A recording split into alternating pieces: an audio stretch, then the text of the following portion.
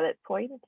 So our second question is, how has radioactive waste management advanced during the last few decades? What's different? Oh, advancements.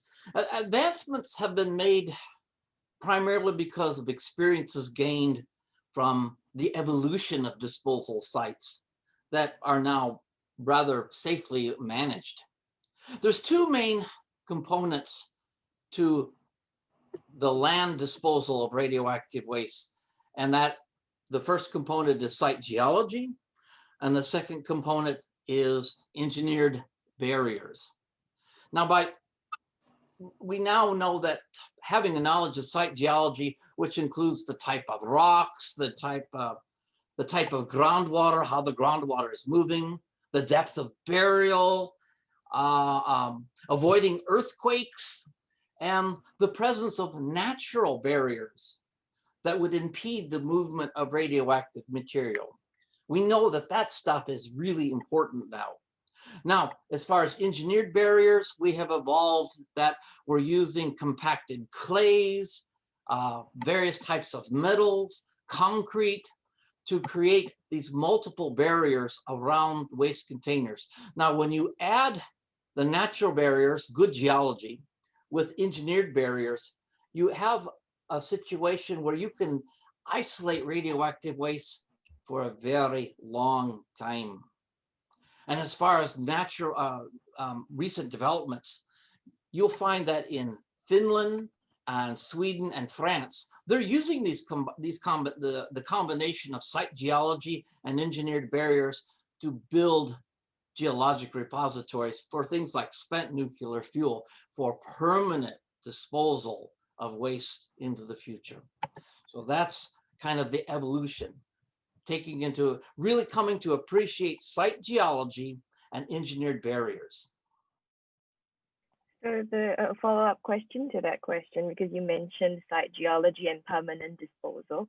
So we know of radioactive energy plants that have run out of room for their radioactive waste.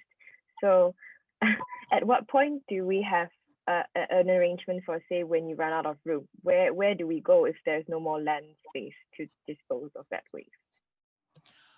Well, in the United States right now, we are putting things like spent nuclear fuel in above ground storage casks that are made of metal and concrete, and we store them on a storage pad in hopes that eventually we'll have a geologic repository to put them in. And the construction, the siting and construction of geologic repositories is pretty much the universal way to go now. Every country that uses nuclear energy, they know that that is probably the clearest, the best path to take. So as far as running out of room, no. Once your repository is full, you have the option of expanding it or building another repository. I don't think there's a lack of suitable locations to build a geologic repository. There's simply a lack of political will to go forward. We don't see that hesitancy again in Finland, Sweden, and France. They are much advanced with respect to achieving those goals. So would you say most of the issue is actually more of a social political issue? It's like that, not in my backyard, I'd rather not have nuclear waste near where I live kind of situation? Exactly. I think that has a lot to do with it.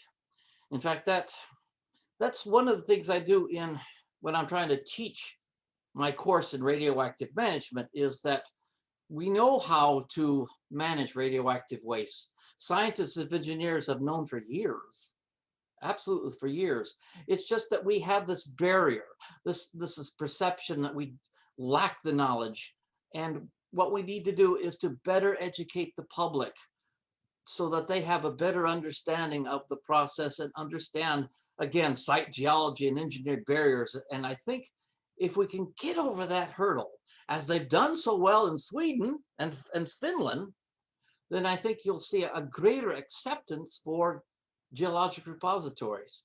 I'm not saying it's an easy task, but I think it's something we can accomplish. It's one we have to accomplish. If you enjoyed this video or like connecting with great minds, like, share, subscribe, and don't forget to hit that notification bell so you don't miss our next one.